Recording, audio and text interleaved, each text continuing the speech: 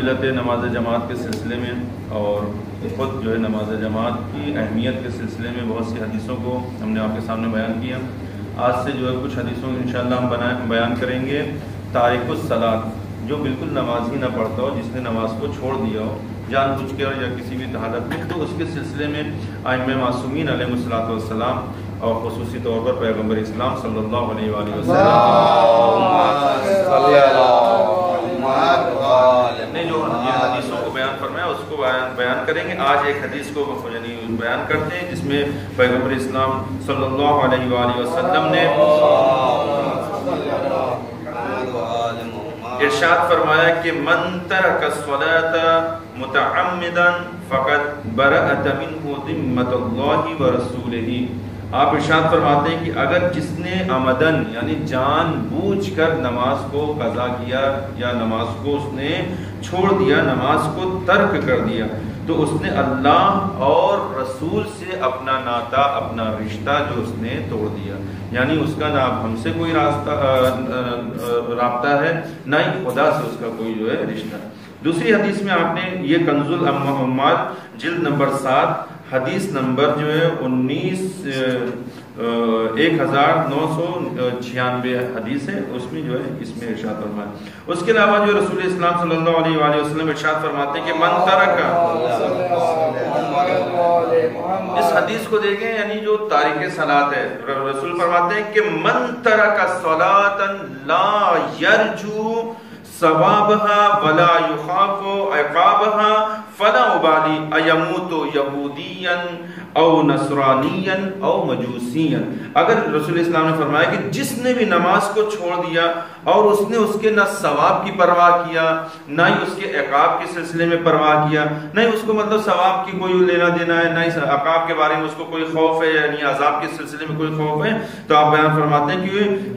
اس کا جو مطلب جو نتیجہ کیا ہو گیا، تو میری طرف سے اس کی کوئی ضمانت نہیں ہے کہ اس کا کیا ہوگا۔ یعنی رسول اسلام نے فرمایا کہ میں اس کو یعنی اس کے حال پر چھوڑ رہا ہوں، میری طرف سے اس کی کوئی ضمانت نہیں ہے کہ اب وہ جو یہودی کی موت مرے، نصرانی کی موت مرے یا مجوسی کی موت مرے، لہٰذا جو ہے اس سے کوئی میرا رابطہ اور مجھ سے کوئی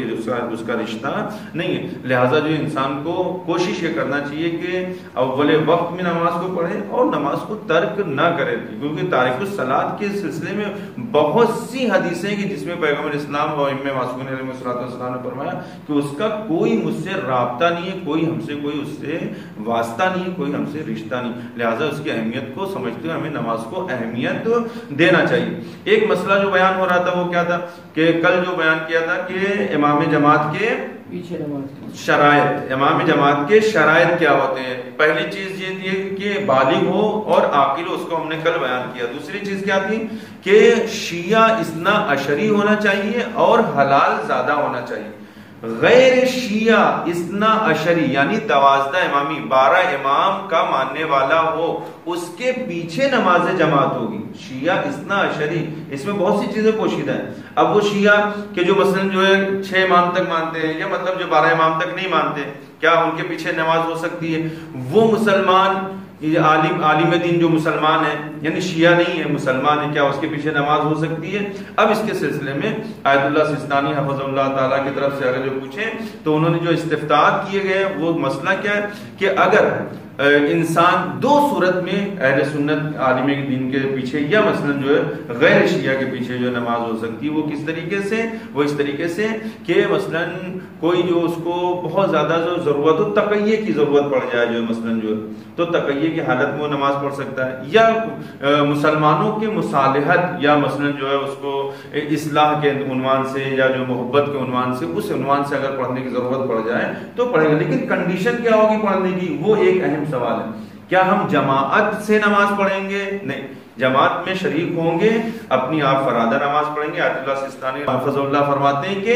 خصوصی طور پر جو ہے الحمد کی سورے اور اس کے بعد جو سورے پڑھتے ہیں آپ اس کو آہستہ آہستہ پڑھیں گے، اور اگر آہستہ نہیں پڑھ سکتے ہیں تو بالکل جو ہے مطلب دل میں اس کو آپ کو پڑھنا ہے۔ اور اس کے علاوہ جو سجدہ جہاں پہ کر رہے ہیں، سجدہ جس پر جو کرنا جائز ہے، صحیح ہے، وہ چیز آپ وہاں پہ رکھیں گے۔ اور اگر اس کے لیے بھی کوئی مشکل ہے تو جو مطلب جو پتھر یا وغیرہ ہے، اگر اس کے لیے کی بہت زیادہ پرابلم ہو تو وہاں پر آپ کر سکتے ہیں. دیکھیں مسئلہ کیا ہوتا ہے کہ انسان تقیے کی حالت میں ہے،